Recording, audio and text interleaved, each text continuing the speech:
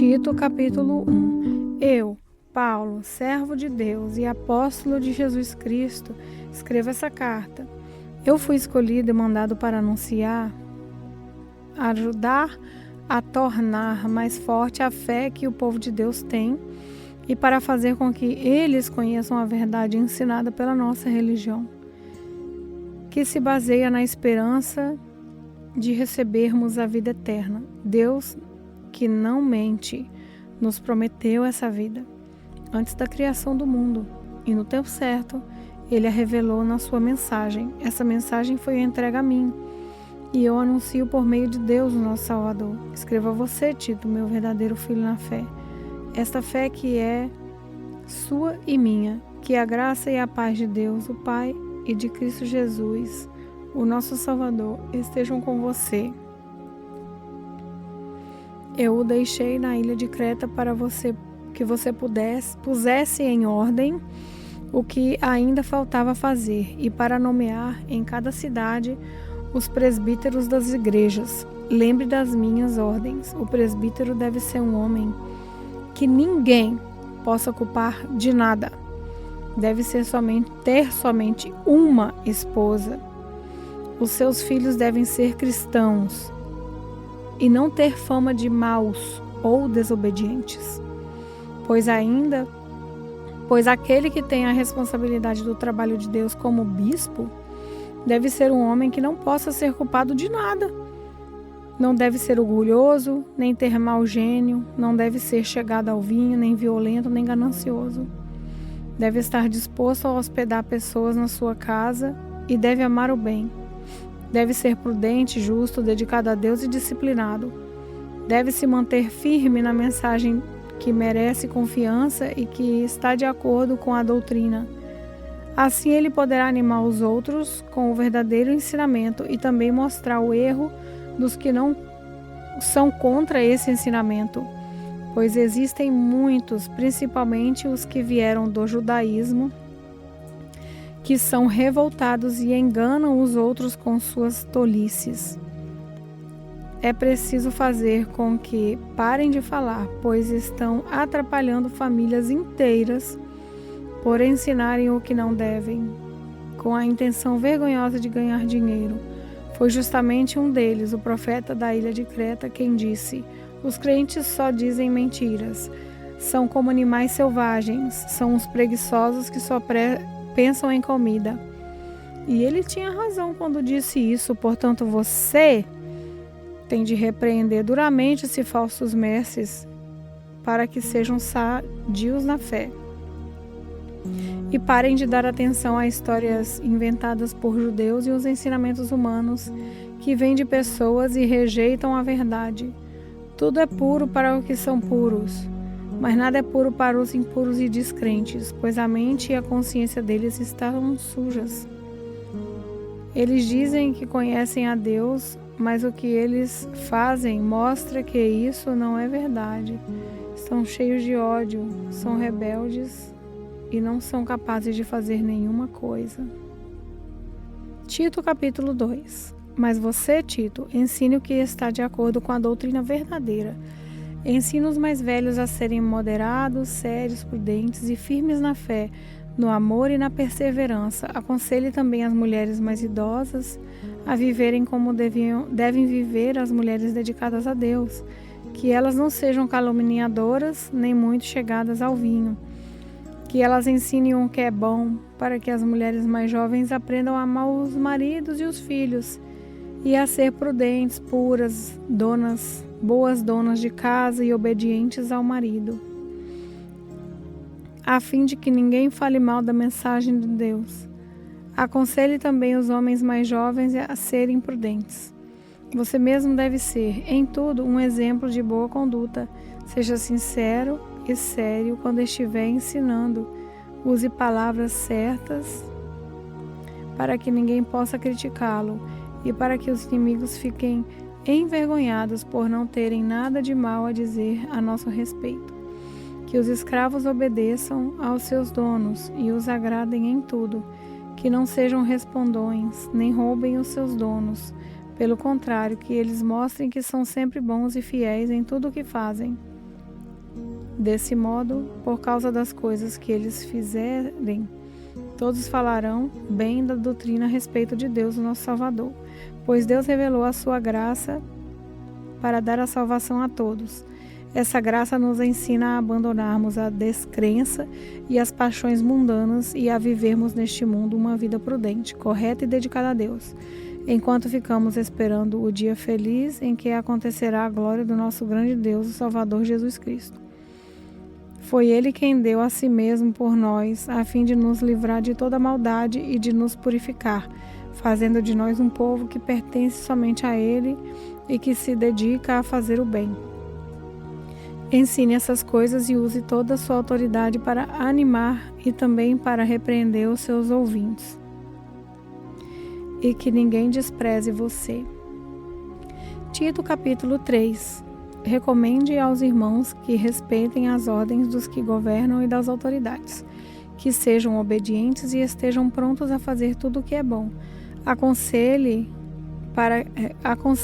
que não falem mal de ninguém, mas que sejam calmos e pacíficos e tratem todos com educação, pois antigamente nós mesmo não tínhamos juízo e éramos rebeldes e maus.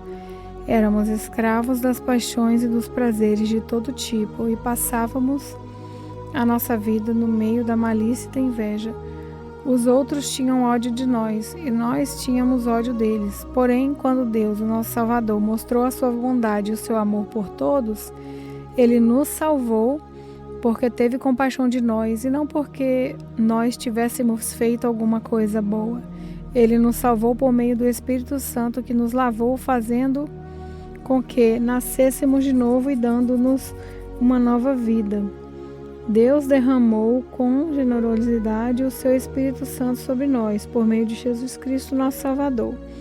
E fez isso para que, pela sua graça, nós sejamos aceitos por Deus e recebamos a vida eterna que esperamos.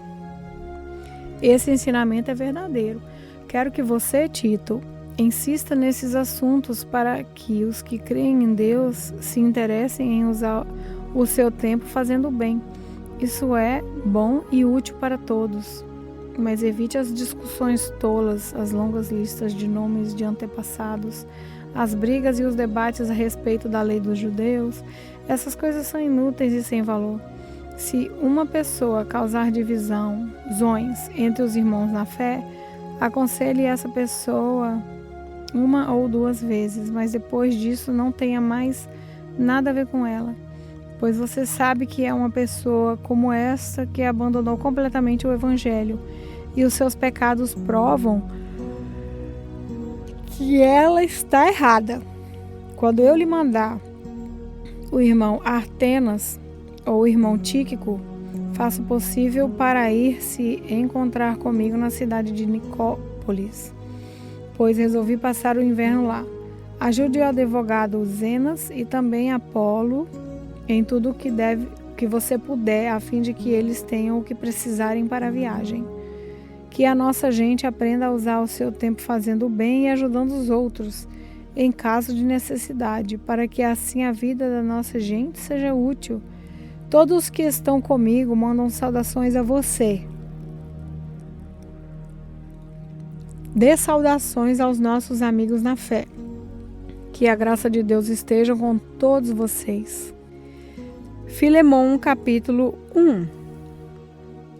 Eu, Paulo, prisioneiro por causa de Cristo Jesus, junto com o irmão Timóteo, escrevo a você, Filemon, nosso amigo e companheiro de trabalho, e à igreja que se reúne na sua casa. Essa carta vai também para a nossa irmã Áfia e para Arquipo, nosso companheiro de lutas.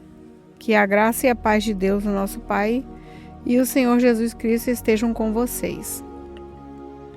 Meu caro Filemon, sempre que eu oro, lembro de você e agradeço ao meu Deus, porque tenho ouvido falar do seu amor por todo o povo de Deus e da fé que você tem no nosso Senhor Jesus. Peço a Deus que a fé que une você e a nós faça com que compreendamos mais profundamente todas as bênçãos que temos recebido na nossa vida. por estarmos unidos com Cristo. Meu caro irmão, o seu amor tem me dado grande alegria e muita coragem, pois você tem animado o coração de todo o povo de Deus. Por isso, como seu irmão em Cristo, eu sei que tenho o direito de exigir o que você deve fazer, mas o amor que tenho por você me obriga a lhe fazer apenas um pedido. E faço isso, embora eu seja Paulo, o representante de Cristo Jesus e agora também prisioneiro por causa dele. Portanto, eu lhe faço um pedido em favor de Onésimo, que é meu filho por estarmos unidos com Cristo, pois, enquanto eu estava na cadeia, tornei-me pai espiritual dele. Antes ele era inútil para você, mas agora é útil para você e para mim. Eu estou mandando Onésimo de volta para você, e com ele vai o meu coração. Gostaria de obrigá-lo a ficar aqui comigo, enquanto estou nessa cadeia, por causa do Evangelho, a fim de que ele me ajude em lugar de você. Porém, não vou fazer nada sem a aprovação de você, para que o favor que eu lhe estou pedindo não seja feito por obrigação, mas por sua livre vontade. Pode ser que Onésimo tenha sido afastado de você por algum tempo, a fim de que você o tenha de volta para sempre, pois agora ele não é mais um escravo. Porém, muito mais do que isso, é um querido irmão em Cristo. De fato, para mim ele é muito querido, e para você agora ele é mais que querido ainda. Não só como escravo, mas também como irmão no Senhor. Por isso, se você me considera seu companheiro de trabalho, receba Onésimo de volta como se estivesse recebendo a mim mesmo. Se ele deu algum prejuízo a você ou lhe deve alguma coisa, ponha isso na minha conta. Aqui, com a minha própria mão, escrevo isso. Eu, Paulo, parei tudo. É claro que não preciso fazer com que você lembre que me deve a sua própria vida. Portanto, meu irmão, me faça esse favor por causa do Senhor. Anime o meu coração como um irmão em Cristo. Ao escrever isso, estou certo de que você vai fazer o que lhe estou pedindo, e sei